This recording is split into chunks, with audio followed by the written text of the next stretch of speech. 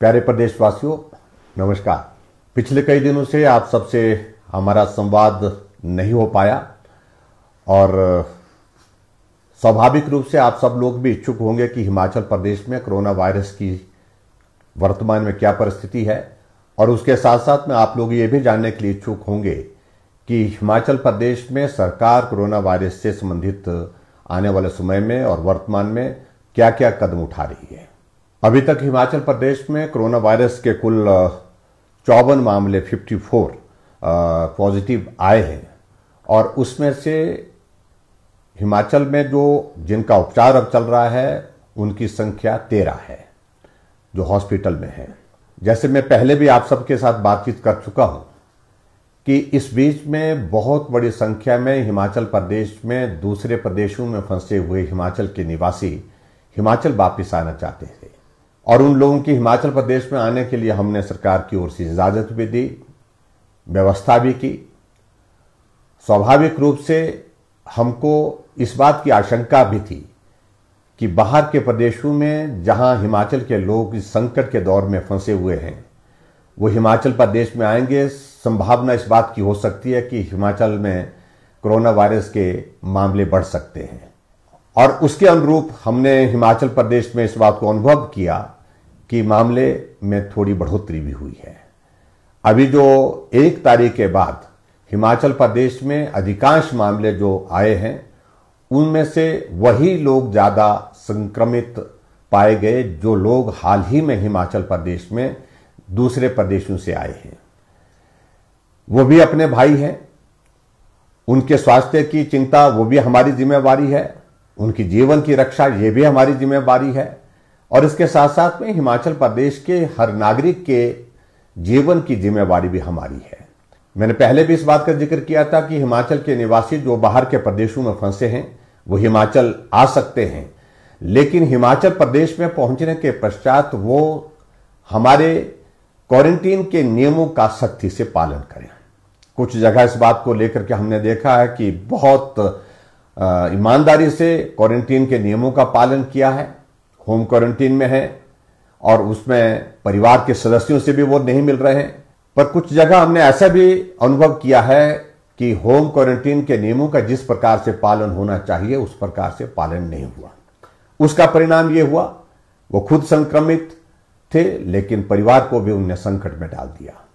परिवार के साथ साथ में जो मिलने वाले अपने साथी थे, निजी साथी थे, उनको भी उनने संक्रमित किया है।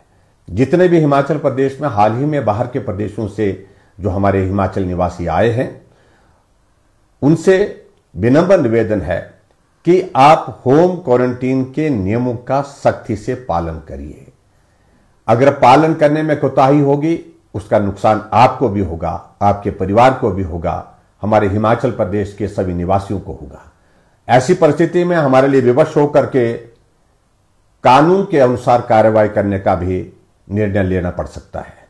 भले ही आप परिवार के सदस्यों के साथ नहीं मिल पा रहे होंगे उस प्रकार से जैसा आप मिलना चाहते हैं, लेकिन फिर भी आपको इस बात को समझना चाहिए ये वक्त बहुत लंबा नहीं होता, 14 दिन का वक्त बहुत छोटा सा होता है।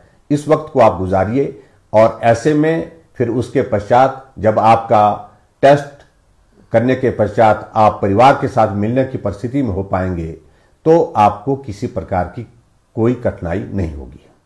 अभी हाल ही में हमने हिमाचल प्रदेश में एक और निर्णय किया कि कर्फ्यू में जो ढील का समय था 5 घंटे से उसको बढ़ा करके 7 घंटे किया है। वो इसलिए किया है कि ग्रामीण क्षेत्र के लोगों के शहरी क्षेत्रों में सामान की आवश्यकता पड़ती है। जब तक के लिए शहर में पहुंचते तो तब तक के लिए कर्फ्यू की रिलैक्सेशन का समय समाप्त हो जाता है। उनको बहुत बड़ी कठिनाई का सामना आते जाते जो है करना पड़ रहा है। ऐसी परिस्थिति में हमने तय किया कि इस अवधि को बढ़ा करके 7 घंटे करना चाहिए, और 7 घंटे का इसलिए भी कि उसमें सोशल डिस्टेंसिंग को भी हम मेंटेन करने की परिस्थिति में हो सकते हैं, और हमारे बिजनेस एक्टिविटीज को भी हिमाचल प्रदेश में हम चाहते हैं कि अब सुचारू रूप से चले, उसके लिए भी समय अवधि को बढ़ाना बहुत आवश्यक था। इसलिए हमने ये निर्णय लिया कि कर्फ्यू में ढील अब 5 घंटे की नहीं 7 घंटे की रहेगी। लेकिन फिर भी मेरा सभी से इस बात के लिए निवेदन है कि आप बाजार में अनावश्यक रूप में भीड़ में एकत्रित ना हो, सोशल डिस्टेंसिंग का ख्याल रखें, मास्क का उपयोग करें, मैं आप सबसे इस बात के लिए भी जरूर निवेदन करना चाहता हूं, कोरोना वायरस का अभिप्राय यह नहीं है कि दुनिया खत्म हो गई। किसी भी व्यक्ति को यह संक्रमण हो सकता है और संक्रमण के बाद हमने हिमाचल प्रदेश में इस बात को अनुभव किया, पूरे देश में भी और पूरे दुनिया में भी इस बात को अनुभव किया कि कोरोना किसी व्यक्ति को अगर हो भी जाता है उसके बाद भी वो स्वस्थ जीवन व्यतीत कर सकता है।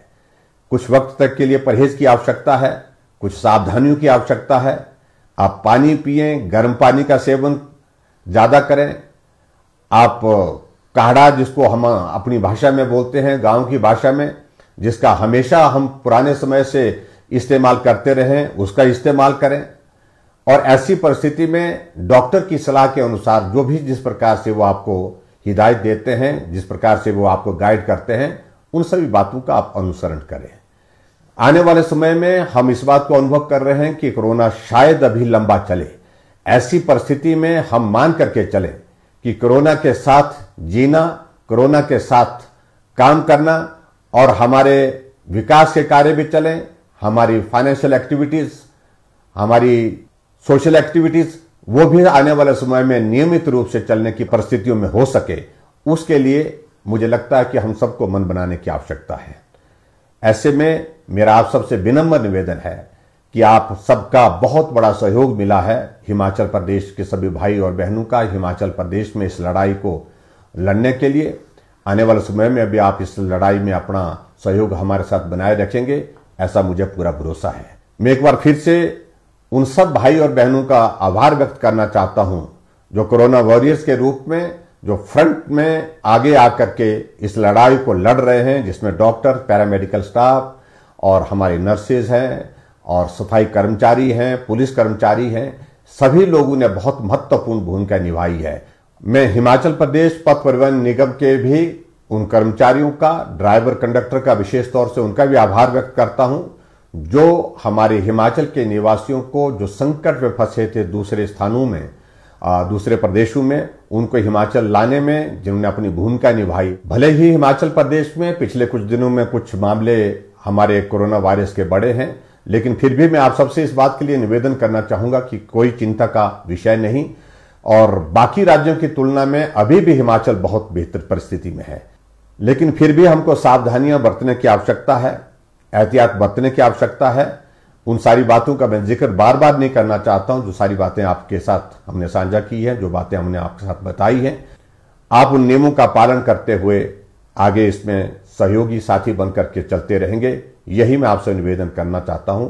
आप सबका बहुत बहुत धन्यवाद। नमस्कार। जय हिंद, जय हिमाचल।